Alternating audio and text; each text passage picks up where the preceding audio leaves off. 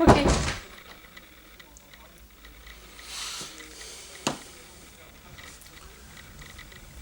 Well, it's a great opportunity. I finally came to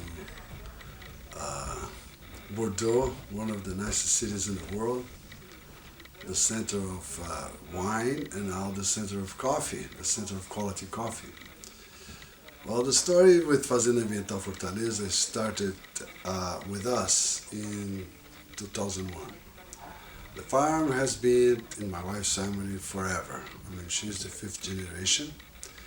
We were living in Chicago when my uh, father-in-law passed away, and the family was debating what to do with the farm.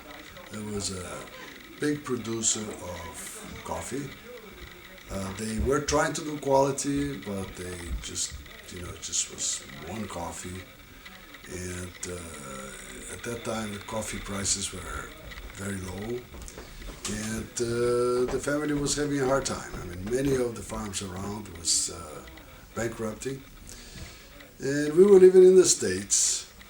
And I talked to Sylvia. Sylvia, there's two things I would like to give to our kids. One is wings, the other one is roots. Let's stay with the farm.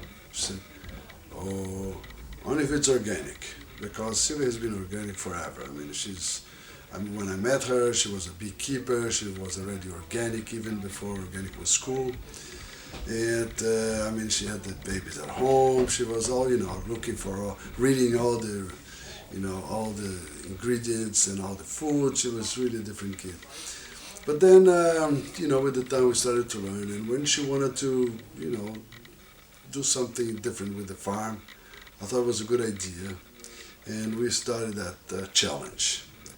I don't have a farm background. I'm a beach guy, but I always loved nature, and I really started to learn with Sylvia the importance of eating the right things, doing the right things. I was living in the States, and I really wanted to find something else. It was something more because in the millennium we were talking to our kids the importance to understand the difference between uh, you are what you're worth or you are what I'm sorry you can cut, right? So we will talk about to understand clearly the importance between uh, your worth, um gosh, That's uh, okay. Okay, the get it. the difference, the importance to know the difference of uh, if you're worth what you own or you're worth what you are. And I really wanted the kids to learn that. And there was a lot of things that we were questioning. It was time, the world is changing, what is important after all. At that time, we lived on Bobolink Road. And I learned after 8 years I'm living on Bobolink Road, we were invited to join the board of the Nature Conservancy of Illinois. And on the first meeting, they gave me a mug with a bird bobolink. I said, oh, what a coincidence. We live on the street. Nobody knows that this is a bird. Well, why the bird? Well, because the bird, flies every year and back to Brazil. If here is only soybean and corn and there is only sugarcane, will be no more bobolinks, will be no more bees, clean water, and the bobolink has no borders. So I love that and I said, Silva, let's do a bobolink friendly farm. So we started then to change the farm into our dream, our mission, become to uh, it was to become a model of a sustainable farm, socially, environmentally, and economically. In a way, we can spread the sustainability seeds to the individual, to the family, to business, and to society. The individual has to be well physically, to be well mentally, to be well spiritually, so that he can see more than his own nose, that he can look to a child, that he can look to a bird, to a tree, to the soil. Family has to be united because one in the family that's not well will affect the whole. And business has to fulfill their mission without compromising the next generations. So we decided to do the farm as a place to educate people and learn ourselves first, learn with the soil, learn the difference between soil and dirt, because agriculture today changes soil into dirt.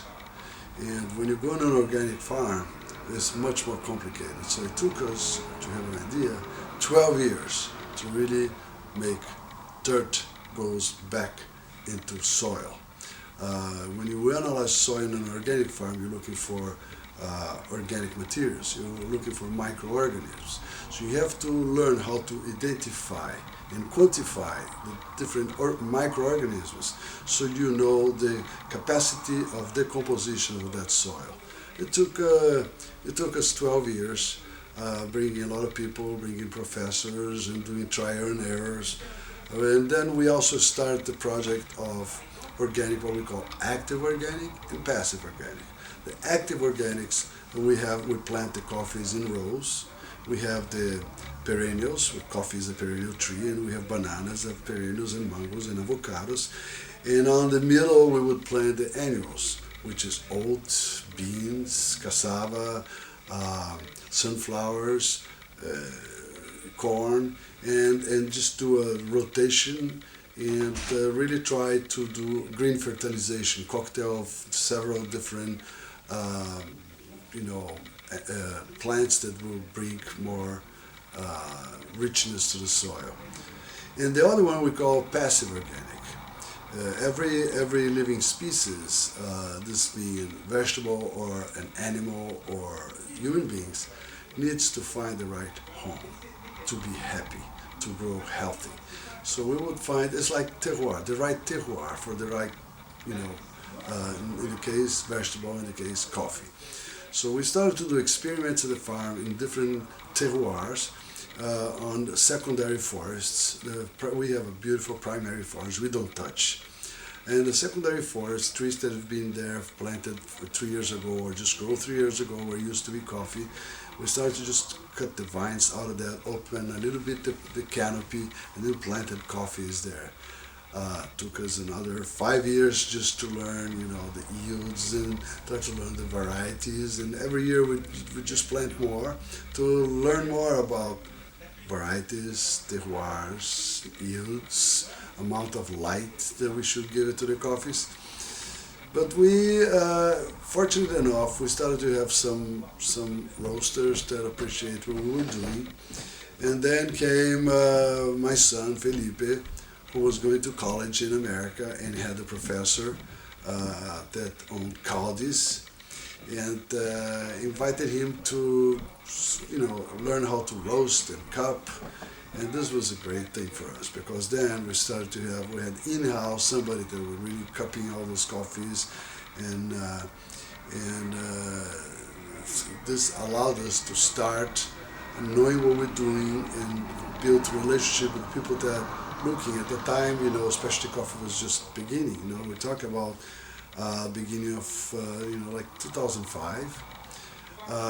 We started to really, talking to the people that was going to, to the way what coffee is today. I mean, coffee became, this product like wine, like olive oil, like beer, that everybody's really looking for quality.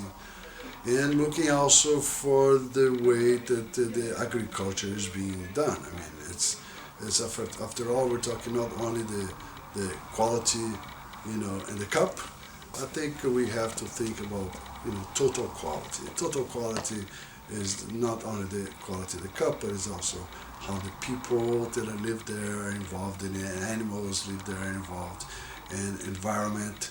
So I think if you when you start feeling that you go in the right way, you feel much better.